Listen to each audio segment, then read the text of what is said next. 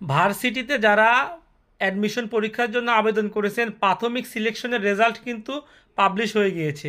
যারা দেখতে পাচ্ছেন না তারা কিভাবে দেখবেন, আমি চলুন রাজশাহী ইউনিভার্সিটিটা দিয়ে দেখিয়ে দিচ্ছি। শুরুতে আপনার ফোন থেকে যে কোনো একটি ব্রাউজার ওপেন করে সেখানে লিখবেন আর ইউ অ্যাডমিশন, এরপরে সার্চ করবেন।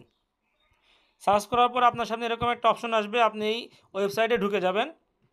এরপরে অনলাইন অ্যাপ্লিকেশন এইখানে টাচ করবেন। পরে ফাইনাল অ্যাপ্লিকেশন স্টার্ট এখানে টাচ করবেন।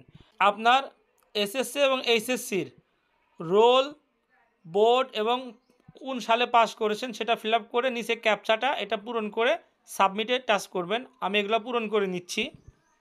এরপরে আপনাদের সামনে এরকম একটি ইন্টারফেস ওপেন হবে। দেখুন চূড়ান্ত আবেদনযোগ্য ইউনিটসমূহ, আপনি যে কয়টিতে আবেদন করেছেন এবং কয়টিতে চান্স পেয়েছেন সেখানে দেখাবে।